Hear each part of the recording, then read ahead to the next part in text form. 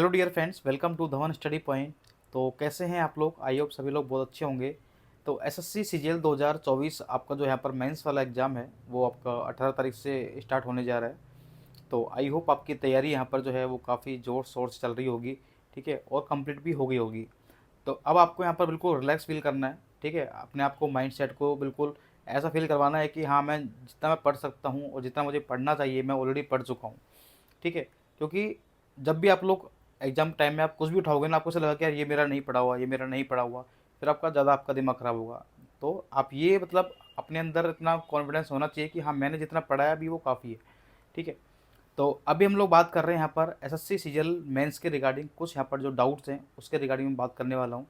इससे पहले अगर आप लोग चैनल पर नए हैं तो आप लोग चैनल को सब्सक्राइब कर सकते हैं, ताकि आपकी कोई भी आपको अपडेट होगी, कोई भी आपको प्रॉब्लम्स होगी आपको, तो आप यहाँ पर लाइव, आप लोग यहाँ पर मैं लाइव भी आता रहता हूँ, तो आपके डाउट्स आप लोग पूछ सकते हो, या फिर आप लोग कमेंट भी आप लोग कर सकते हो, ठीक है। या फिर आप मुझे इंस्टाग्राम पर भी जुड़ सकते हो। मेरी इंस्टाग्राम आईडी है Inspector Sunil_123। तो सबसे पहले हम लोग बात करेंगे यहाँ पर आपके टाइपिंग टेस्ट की यहाँ पर।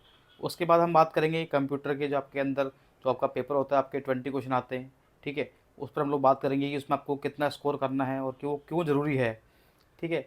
तीसरा हम लोग बात करेंगे कि आपको, जब आप लोग एग्ज़ाम देने जाओ, ठीक है, तो एग्ज़ाम के अंदर जो आपका मेन पेपर होगा आपका, उसको आपको अटैम्प्ट कैसे करना है, ठीक है। तो ये सारी बातें हम लोग आज डिस्कस यहाँ पर करने वाले हैं। तो सबसे पहले हम बात करते हैं यहाँ पर टाइपिंग टेस्ट की। देखिए, आपको पता है कि एसएससी सीजीएल के अंदर आपका जो टाइपिंग टेस्ट होता है, उसमें आपको 2000 की डिप्रेशन, ठीक है, यानी कि एक की को प्रेस करोगे तो उसका एक की डिप्रेशन आपका होने वाला है। तो ऐसे आपको 2000 की डिप्रेशन आपको टाइप करने हैं, वही 15 मिनट के अंदर। अब 15 मिनट के अंदर आपको टाइपिंग करने हैं, तो उसके अंदर आपकी जो भी आपकी एरर होगी वो भी आपकी यहाँ पर डिफाइन की गई है कि इस कैटेगरी को आपके इतने इतने परसेंटेज आपके अलाउ है आपको, ठीक है। इतनी आप गलती कर सकते हैं, इतनी आप मिस्टेक कर सकते हैं।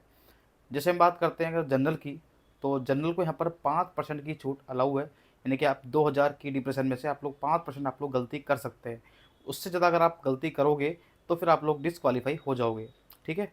तो ये बात आपको ध्यान रखनी है, क्योंकि आपकी 3 तरह की पोस्ट होती हैं। एक आपकी सीपीटी पोस्ट होती है, एक आपकी डेस्ट पोस्ट होती है आपकी, और तीसरी होती है अदर पोस्ट आपकी, ठीक है। तो ये बात आप लोग ध्यान रखना, सीपीटी और जो आपकी डेस्ट जो आपकी पोस्ट है यहाँ पर, इसके अंदर जो बता रहा हूँ यही आपको टाइपिंग आपको करनी है आपको। जिसमें आपको जनरल वालों को चाहिए 5% की आपको छूट मिल जाएगी।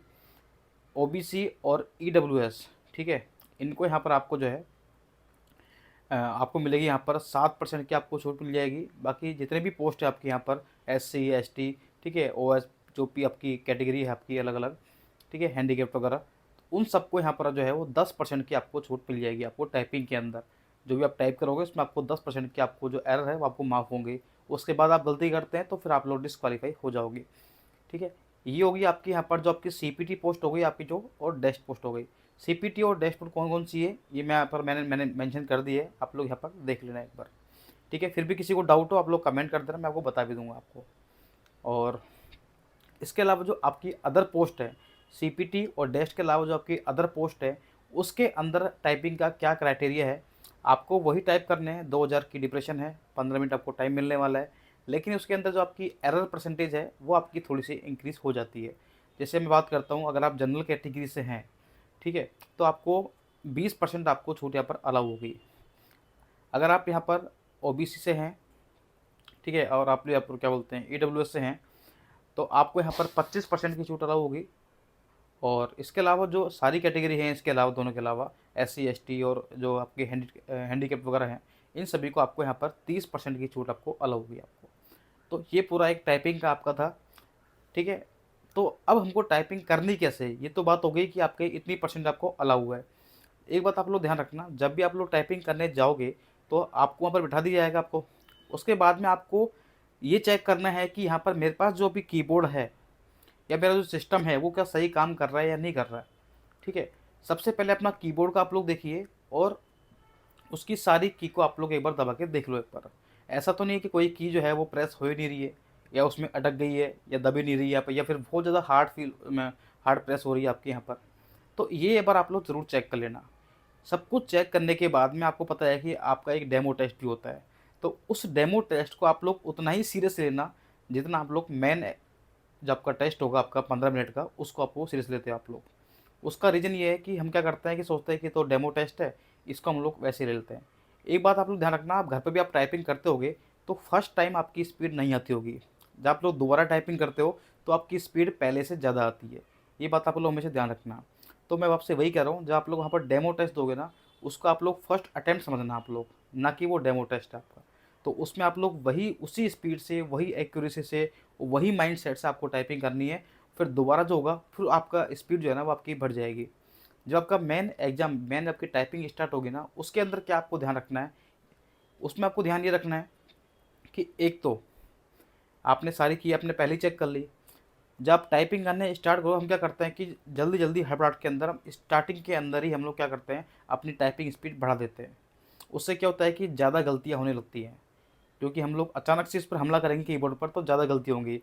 और एक बात आप लोग ध्यान रखना, जिसकी जितनी ज़्यादा तैयारी होती है वो हड़बड़ाहट में उतनी ज़्यादा गलती करता है। इसलिए अपना माइंडसेट आपको ये ध्यान रखना है कि हाँ, मेरा एग्ज़ाम अच्छा हो गया है तो मैं डेफ़िनेटली मैं टाइपिंग भी अच्छे से क्वालीफाई कर लूँगा। तो आपको स्टार्टिंग हमेशा आराम से करनी है, क्योंकि एक बार अगर आपका हाथ बैठ गया इस कीबोर्ड पर और आपसे गलती अब नहीं हो रही हैं, तो धीरे-धीरे अपनी इस आपकी जो स्पीड है ना वो ऑटोमेटिक आपकी बढ़ जाएगी। तो पहली कंडीशन आप हमेशा ये ध्यान रखना कि आपको स्टार्टिंग आराम से करनी है, फिर धीरे-धीरे अपनी स्पीड आपको इंक्रीज़ करनी है, इससे आपकी गलती होने के चांस कम होंगे। और दूसरी बात आपकी ये है कि बगल वाला क्या होगा, जैसे मान लो किसी की एग्ज़ाम ख़राब हो गया, तो ऐसा हो सकता है कि बगल वाला जो है आपके, वो कीबोर्ड को बहुत ज़ोर से प्रेस कर रहा हो, दबा रहा हो, खड़, खड़, खड़ आवाज़ कर रही हो भयंकर, और ये आपको आवाज़ आपको परेशान करेगी। पूरे हॉल के अंदर ये कीबोर्ड की आवाज़ आपको परेशान करेगी करेगी, ठीक है? तो इसके लिए आपको क्या करना है, अपना माइंडसेट आपको ये करना है कि सिर्फ़ मुझे अपने टाइपिंग कीबोर्ड पर ही फ़ोकस करना है, अपनी स्क्रीन पर जो पैसेज आ रहा है, उस पर फ़ोकस करना है। और एक ध्यान रखना कि पैसेज बिल्कुल सिंपल आने वाला है, कोई टफ़ नहीं आता, ठीक है? ज़्यादा कोई आपके जो आपके कैपिटल लेटर हैं वो आएँगे, आपके स्मॉल लेटर आएँगे, डॉट, कॉमा, इसके अलावा कुछ नहीं आता है, ठीक है? और आ भी गया तो आप लोग हैंडल कर लेना, कोई बड़ा इश्यू नहीं है। आप आराम से टाइपिंग कर लोगे। अगर आपकी स्पीड 30 प्लस भी है ना, 30 के आस-पास भी अगर आपकी है स्पीड, तो भी आप लोग आराम से आप लोग टाइपिंग कंप्लीट पूरी कर लोगे, ठीक है? बस ध्यान रखना, हड़बड़ाना नहीं है, बगल वाले को देख कर के या खुद को आपको ऐसे डिमोटिवेट नहीं होना है। गलती हमसे जब होती है जब हम लोग यहाँ पर हड़बड़ाहट करते हैं यहाँ पर, ठीक है? तो ये ओके हो गया यहाँ पर टाइपिंग वाली बात। अब गलती बाद में कैसे काउंट होंगी, इस पर मैं आपको अलग से बाद में वीडियो बनाऊंगा, वरना ये वीडियो बहुत ज़्यादा लेंथ हो जाएगी। अब आते हैं हम लोग यहाँ पर आपके कंप्यूटर टेस्ट पर।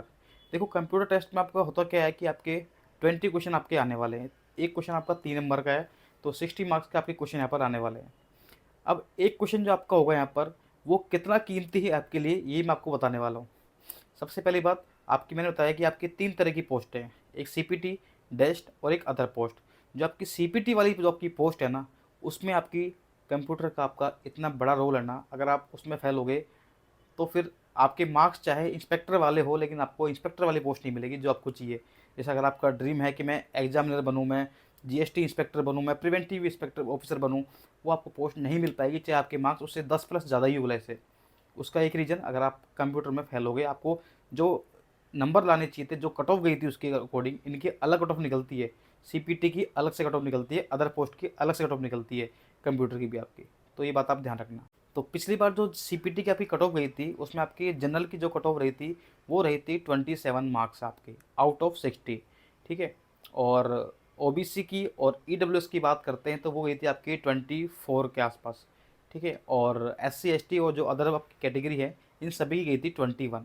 ये सीपीटी की बात कर रहा हूँ मैं।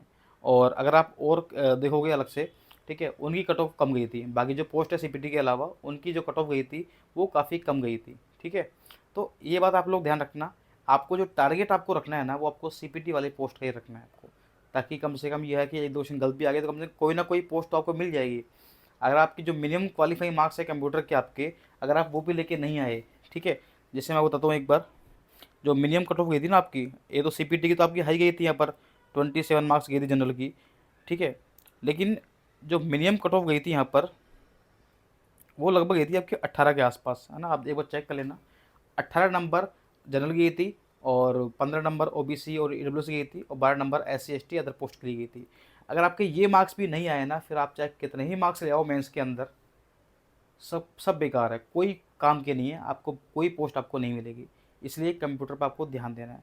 अब लास्ट टाइम में आप बोले कि अब मैं क्या करूँगा, बोले आपने नहीं पढ़ा है, वैसे आपने पढ़ लिया होगा, लेकिन फिर भी आपको लग रहा है कि आप इतना नहीं पढ़ पाया मैं, तो लास्ट टाइम आपको क्या करना है, देखिए आपको क्या करना है, आप एम एस एक्सेल और एम एस वर्ड, ठीक है, इन दोनों का आपको लैपटॉप पे पीसी पे खोल के बैठो आप लोग, ठीक है।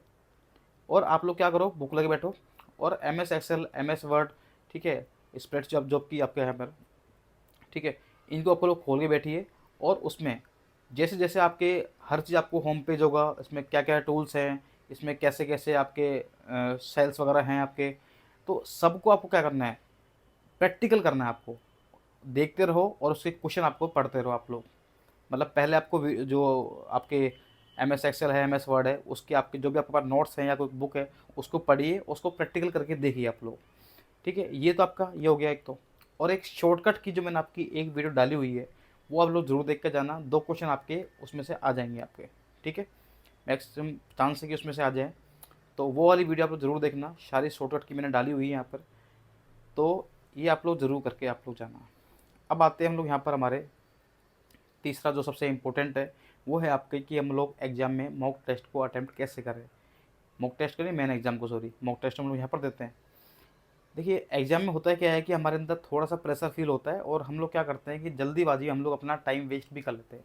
जैसे क्या होता है कि अगर मान लीजिए एग्जामिनर ने क्या किया, हम लोग पहला पेपर आएगा मैथ रीजनिंग का, और आप लोग रीजनिंग करने बैठ गए, और हुआ क्या कि पहला क्वेश्चन आपके टफ आ गया, दूसरा क्वेश्चन देखा आपने वो भी टफ आ गया, वो भी आपसे नहीं हो रहा, तीसरा क्वेश्चन देखा उसमें भी आपको टाइम लग रहा है।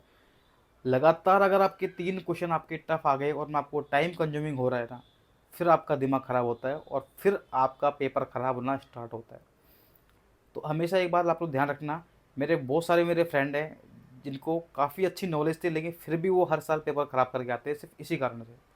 तो पेपर को आपको हमेशा 3 तरीके से आपको अटेम्प्ट करना है, 3 बार में, मतलब कैसे।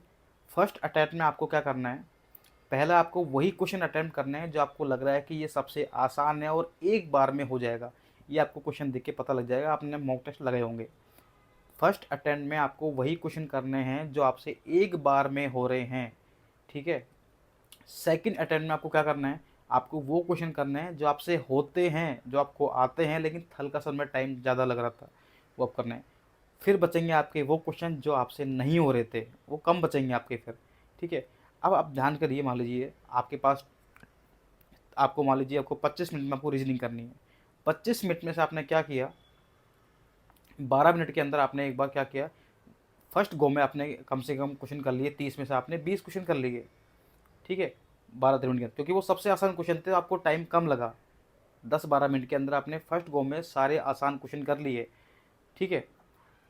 उसके बाद में, सॉरी, आपने 20 क्वेश्चन कर लिए आपने फर्स्ट गो के अंदर, फिर बचे 10 क्वेश्चन। 10 में से आपके मान के चलो कि 5-6 क्वेश्चन ऐसे थे जो आपको आते हैं लेकिन टाइम कंज्यूमिंग थे, फिर आपने क्या करा, थोड़ा सा टाइम लगा के आपने वो भी कर लिया अपने। फिर बचेंगे 2-4-5 क्वेश्चन या 3-4 क्वेश्चन जो भी आपके टफ क्वेश्चन है ना, फिर आप लोग उनको आराम से करिए, वो होते हैं तो अच्छी बात, नहीं होते तो आप लोग स्किप कर दीजिए। अगर हम स्टार्टिंग में ही अगर हम लोग टफ क्वेश्चन लेके बैठ जाएंगे तो हमारे जो आसान क्वेश्चन है ना वो भी छूट जाते हैं लास्ट में। फिर हम लोग घर आके देखते हैं कि यार इतना आसान क्वेश्चन था, मैं टफ के चक्कर में फंसा रह गया और इसके आगे तो सारे क्वेश्चन आसान थे। इसलिए हमेशा कभी भी टफ क्वेश्चन में आपको नहीं फंसना है। यही मैथ्स में अप्लाई होगा, ये आपका रीजनिंग में अप्लाई होगा। सेकंड पोर्शन में कोई आपको दिक्कत नहीं आएगी, जीके इंग्लिश में काफ़ी टाइम है, कोई दिक्कत नहीं है, बस आपको आना चाहिए, ठीक है। तो बस हम लोग इस वीडियो में इतना ही बात करेंगे। और बस मैं ये चाहूँगा कि आप लोग ने अब तक पढ़ा है ना, वो आपने बेस्ट पढ़ा है और सब कुछ आप लोग पढ़ चुके हो। बस आप लोग इस टाइम पे हल्का फुल्का रिवीजन कर सकते हो, इससे ज़्यादा आप लोग दिमाग पे आपको ज़्यादा जोर नहीं डालना है। अगर आपको नया भी कुछ पढ़ना है तो आप लोग करंट अफेयर, जीके वीके पढ़ सकते हो। मैथ्स रीजनिंग इंग्लिश में कुछ नहीं पढ़ना आपको। जितना पढ़ोगे आपको ऐसा लगेगा कि यार कुछ नया पढ़ रहा हूँ मैं, फिर आपका दिमाग ख़राब होगा, मैंने ये नहीं पढ़ा, मैंने वो नहीं पढ़ा। इसलिए जितना पढ़ा है उतना काफ़ी है, ठीक है। और ऐसा तो है नहीं कि आप यहाँ पढ़ोगे नया कुछ आपको मिल गया वही एग्जाम में आ जाएगा, ऐसा भी होने वाला नहीं है, ठीक है। तो जितना पढ़ा है उतना काफ़ी है अब आपके लिए, और माइंड को बिल्कुल रिलैक्स फील करना, आराम से पेपर देना, ठीक है। और सभी को मेरी तरफ से बहुत बहुत बेस्ट ऑफ लक। और मैं चाहता हूँ कि मतलब जो आपने जी जान से 1 साल 2-3 साल से आप जब तैयारी कर रहे हो यहाँ पर, जो आपकी प्रिपरेशन है वो आपकी पूरी प्रिपरेशन आपकी वहाँ पर काम आए, ठीक है। तो सभी को बेस्ट ऑफ लक। जय Hind, thank you so much.